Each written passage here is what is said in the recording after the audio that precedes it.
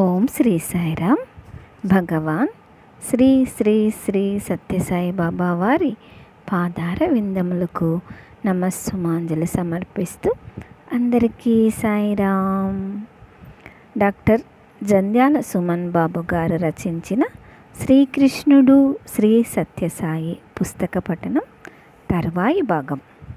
మనము శ్రీకృష్ణ పరమాత్మ ఎలా విప్రుల పత్నులను అనుగ్రహించారో, వాళ్ళు తెచ్చిన భక్షభోక్ష్యాలను స్వామి స్వీకరించి వాళ్ళని ఏ విధంగా అయితే అనుగ్రహించి ఆశీర్వదించారో, దాని ఫలితంగా విప్రుల మనసు ఎలా కరిగి స్వామి పాదాల చెంతకు చేరారో అది తెలుసుకున్నాం కదా. అదే లీలను స్వామి ఎలా చూపించారో తెలుసుకుందాం. బెంగళూరులో కాఫీ బోర్డు డైరెక్టర్గా ఉంటున్న శ్రీ బాలు, ఆయన శ్రీమతి శకుంతల ఇద్దరు ఉరవకొండ అనే గ్రామం సందర్శించారు. భగవాన్ బాబా చిన్నతనంలో అన్నగారి దగ్గర ఉండి చదువుకున్న పుణ్య ప్రదేశం అది. శకుంతల బాలు దంపతులు ఆ గ్రామంలో డాక్టర్ ఆంజనేయులు గారు, సీతారామయ్య గారు మొదలైన వారిని కలుసుకొని స్వామి చిన్ననాట లీలా వైభవాలను చూపిన చోట్లన్నీ అడిగి తెలుసుకున్నారు. స్వామి ఉండి ఇంటికి ప్రక్కవారైన శ్రీ కాశీభట్ల శ్రీరామమూర్తి గారిని కలుసుకున్నప్పుడు ఈ శకుంతల బాలు దంపతులను చూసి వారు వచ్చిన పని తెలుసుకొని ఆయన ఎంతో సంతోషించి కొంచెం సేపు కూర్చొని స్వామి గురించి మాట్లాడుకుంటే ఎంతో పుణ్యం వస్తుంది, రండి అని ఆహ్వానించి స్వామి చిన్ననాటి విశేషాలు అనేకం చెప్పారు. భగవాన్ బాబాను చిన్నతనం నుంచి స్పష్టంగా సందర్శించిన పుణ్యాత్ముడు ఆయన. మాటల మధ్యలో శ్రీరామమూర్తి గారు ఎంతో విచారంతో, నా భార్య విశాలక్ష్మమ్మ చాలా ఉత్తమురాలు, ఆమె ఇప్పుడు లేదు.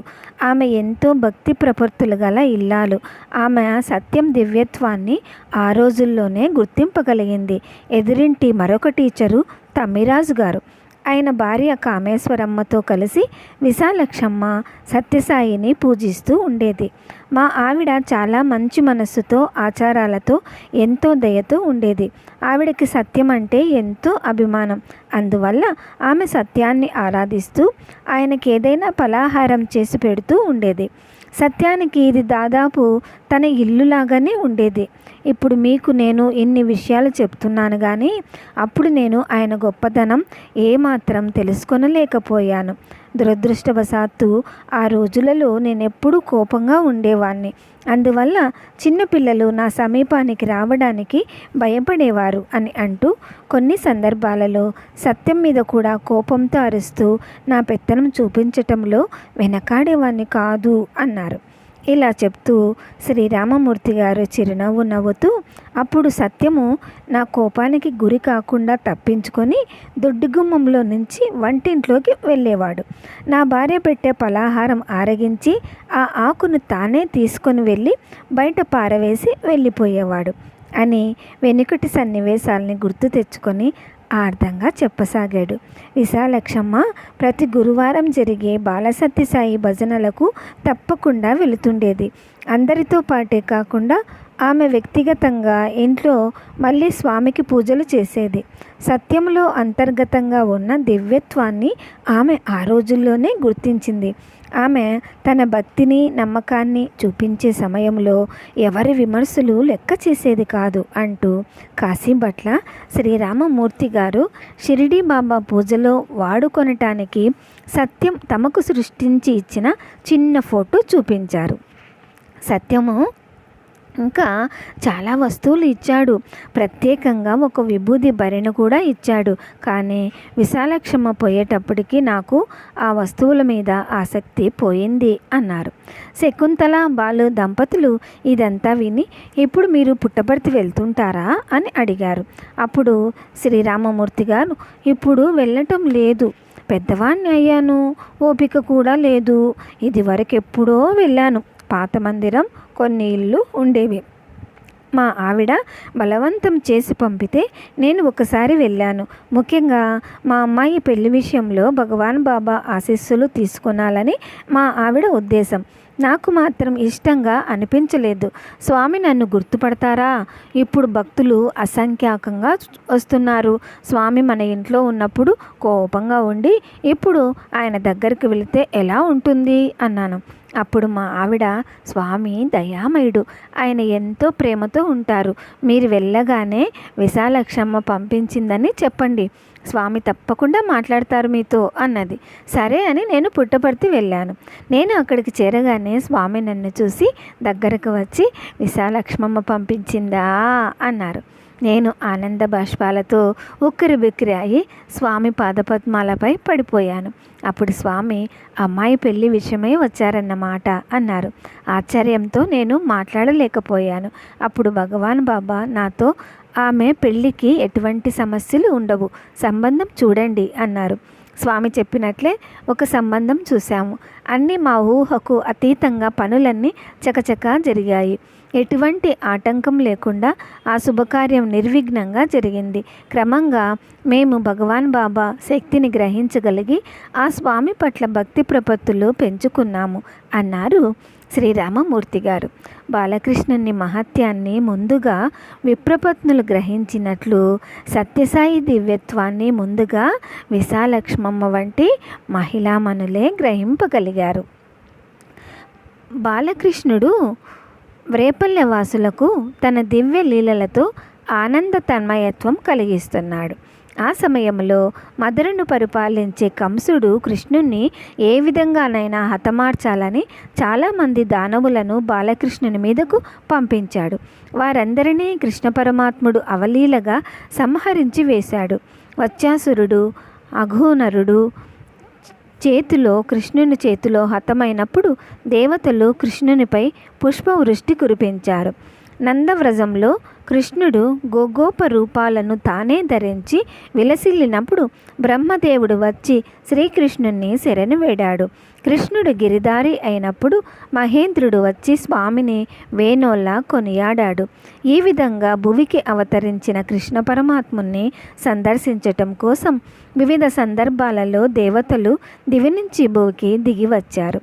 బాలసత్యసాయి బుక్కపట్నంలోనూ ఉరవకొండలోనూ చదువుకుంటున్న రోజులలో తన తోటి మిత్రులు పెన్సిళ్ళు, బలపాలు, చాక్లెట్లు, ఇంకా తినుబండారాలు ఏది అడిగితే దానిని తన సంచిలో చేయి పట్టి తీసి వారికి ఇచ్చేవాడు. మిత్రుల ఆశ్చర్యంతో, ఇవన్నీ నీకు ఎలా వస్తున్నాయి అని అడిగితే అందుకు సత్యము, నాకు దేవతలు అందిస్తున్నారు అని సమాధానం చెప్పేవాడు. స్వామి దేవదేవుడు కాబట్టి దేవతలు స్వామిని సేవించడం సమంజసమే కదా. షిరిడీ సాయినాథుని సందర్శించి సంస్కృతించి ఆయనతో సంభాషించి ధన్యురాలైన యోగిని గాలి శారదాదేవి. ఆమెకి చిన్నతనంలోనే వివాహమైంది. 4 పిల్లలు కలిగారు. 4 పరమపదించారు. ఈ దుఃఖాన్ని భరింపలేక ఆమె 1917లో షిరిడీ సాయినాథుని దగ్గరికి వెళ్ళి ఆయన పాదాల మీద పడి తనకు ప్రశాంతిని ప్రసాదించమని దీక్షనిమ్మని ప్రార్థించింది. అప్పుడు కరుణాంతరంగుడైన షిరిడీ బాబా ఆమెతో, నువ్వు కోరుకుంటున్న ముక్తిని నీకు అనుగ్రహించాలంటే ముందు నువ్వు నీ ప్రారబ్ధ కర్మను అనుభవించి అంతం గావించుకోవాలి. నేను మళ్ళా వస్తాను, ఆంధ్రదేశంలో ఆవిర్భవిస్తాను. ఆ సమయంలో నువ్వు నా దగ్గరికి వచ్చి నా దగ్గరే ఉంటావు అని భవిష్యత్తును సూచన చేశాడు. తర్వాత సంవత్సరానికే షిరిడీ బాబా శరీరం వదిలిపెట్టాడు. శారదాదేవి కొన్ని సంవత్సరాల పాటు అనేక మంది ఋషులను, మహాత్ములను సందర్శించి తపస్వినిగా జీవితం గడుపుతూ చివరకు పిచ్చుకకు దారము కట్టి లాగినట్లుగా ఆమె ఉరవకొండలో బాలసత్యసాయి పాదాల దగ్గరకు వచ్చి పడింది.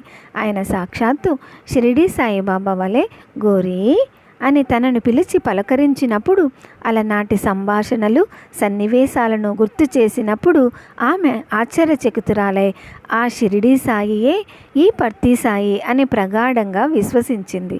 తర్వాత ఆమె సత్యసాయి భగవానుని చేత పెద్ద బొట్టుగా పిలువబడుతూ ప్రశాంతి నిలయంలో స్వామి సన్నిధిలోనే తన జీవిత కాలమంతా గడిపింది. పుట్టపర్తిలో కొండ మీద శ్రీ సత్యసాయినాథుడు బీజాక్షరాల పలకం నిక్షిప్తం చేసి వటవృక్షాన్ని ప్రతిష్ఠింపచేశారు. ధ్యానం చేసేవారికి ఏకాగ్రతను కూర్చే ఆ చెట్టు క్రింద పెద్ద బొట్టు ఒకనాటి తెల్లవారుజామున ధ్యానం చేస్తూ కూర్చున్నది. ఇంకా చీకటిగా ఉన్నది వాతావరణం. ఆమె కళ్ళు తెరిచి చూసేసరికి ప్రశాంతి నిలయంలో స్వామి నివసించే మందిరం గది గోపురంపై నుంచి మంచు వంటి తెల్లని వస్త్రాలు ధరించిన దేవతలు కొందరు మెల్లమెల్లగా లీలగా హేళగా కదులుతూ ఆకాశంలో పయనిస్తూ కనిపించారు. స్వామి మందిరంపై నుంచి వారు నిదానంగా విద్యాగిరి మీదుగా కొండల వైపు ఆకాశ మార్గంలో వెళ్ళటం ఆమె స్పష్టంగా దర్శించింది. వారు దేవతలని ఆమె ఎలా నిర్ధారణ చేసుకున్నదంటే, వారు మిట్టపల్లెములుగానున్న రాళ్ల మీద బండల మీద కాళ్ళు ఆనకుండగా తేలికగా గాలిలో తేలుతూ నడవడం, మిరిమిట్లు గొలిపే వారి దేహకాంతి, వారు ధరించిన పూలమాలలు చూసి వారు మనోమాతృలు కారని నిర్ణయం తీసుకున్నది. ఆ సమయంలో వీణల మువ్వల సవ్వడులు కూడా వినిపించాయి. ఆమె అప్రభుతురాలైంది. ఆమె ఆసక్తిని ఆపుకొనలేక తెల్లవారగానే భగవాన్ బాబాతో, స్వామి, దేవతలు మీ దర్శనం చేసుకుని వెళ్ళటము నేను చూశాను అని అన్నది. అప్పుడు భగవాన్ బాబా మందహాసంతో, ఓహో అలాగా అన్నారు. ఆ రోజులలోనే ప్రశాంతి నిలయం ఆవరణ అంతటా కుమార్ అనే వ్యక్తి రాత్రి తెల్లవాళ్ళు పహారా కాస్తుండేవాడు. అతడికి కొన్ని పర్యాయాలు తెల్లవారుజామున మానవాకృతిలో తెల్లని తేజస్సుల సంచారం కనిపించింది. మనోహరమైన సంగీతం వినిపించింది. అతడు భయభ్రాంతుడై స్వామికి ఈ విషయం చెప్పి అక్కడి నుంచి వెళతానన్నాడు.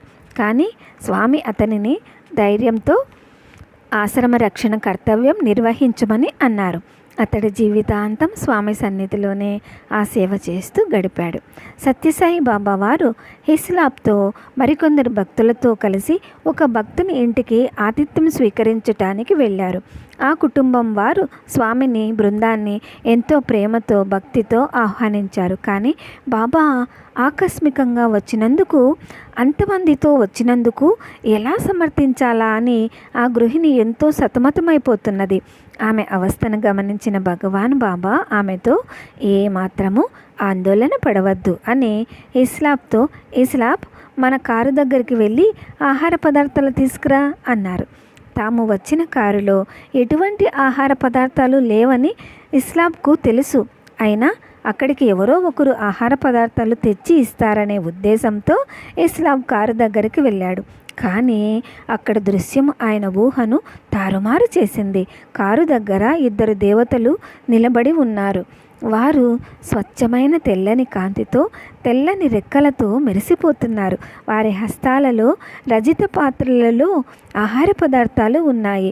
ఇస్లాం నిర్ఘాంతపోతూ నిదానంగా వారి దగ్గరకు వెళ్ళి వారి చేతులలో నుండి ఆ పళ్ళెరాలను అందుకొని స్వామి దగ్గరకు వచ్చాడు. ఆ దివ్య దృశ్య దర్శనము కలిగించిన ఆశ్చర్యం నుంచి ఇస్లాం ఇంకా తేరుకోలేదు. అలాగే నోరు తెరుచుకొని ఉన్నాడు. ఆయనను చూచి సాయి భగవానుడు, ఇస్లాం, ఇంక నోరు మూసి, నీవెప్పుడు చూడలేదు కానీ వాళ్ళు నా ఆజ్ఞను పాటిస్తూ ఎప్పుడూ అలానే ఉంటూరు అని అన్నారు స్వామి. కొన్ని సంవత్సరాల తర్వాత స్వామి విద్యార్థులను తీసుకొని మరలా ఆ ఇంటికి వెళ్ళాడు. అప్పుడు స్వామి ఆ గృహిణితో, ఆనాడు దేవదూతలు తీసుకువచ్చిన పాత్రలను ఈ విద్యార్థులకు చూపించు అన్నారు. చక్కని పనితనముతో మెరిసిపోతున్న ఆ వెండి పాత్రలను చూసి విద్యార్థులు ఎంతో ఆనందించారు. బ్రెజిల్లో స్పిరిటిజం అనే ఆధ్యాత్మిక సంస్థ ఉన్నది. అక్కడ బహుళ ప్రచారంలో ఉన్న కేథలిక్ ఉద్యమం తర్వాతి స్థానము ఈ స్పిరిటిజం సంస్థదే. బ్రెజిల్లో సాయి సంస్థ వృద్ధి పొందుతూ ఉండటంతో ఆ స్పిరిటిజం సంస్థకు చెందిన వారు వ్యాకులపడి ఆ సంస్థకు చెందిన ఇద్దరు సభ్యులను సత్యసాయి బాబా వారిని గురించిన నిజ నిజాలు తెలుసుకోవటానికి భారతదేశానికి పంపించారు. ఆ ఇద్దరు సభ్యులలో ఒకరు ప్రొఫెసరు రైవాల్డో. ఆయన బ్రెజిల్లో ప్రముఖ వ్యక్తి. ఆయనకు ఆధ్యాత్మిక శక్తులు ఉన్నట్లుగా అచటి ప్రజలు భావిస్తుంటారు. వారి ఉపన్యాసాలకు 5,000 మందికి పైగా హాజరయ్యేవారు. ఆయన ప్రశాంతి నిలయం వచ్చి బాబా వారిని దర్శించి తిరిగి బ్రెజిల్ చేరుకొని తమ మొదటి ప్రసంగంలోనే స్వామిని గురించి అద్భుతమైన విషయాలు చెప్పారు. దేవదూతలు ప్రశాంతి నిలయాన్ని ఆవరించి ఉన్నారు. సాయిబాబా వారి భక్తులకు దర్శనమివ్వటానికి వచ్చిన ప్రతి పర్యాయము దివ్య దివ్య తేజస్సు ప్రవాహము వలె ఆకాశము నుండి బయలువెడలి అక్కడి సదస్సులపై ప్రసరిస్తోంది అని చెప్పారు.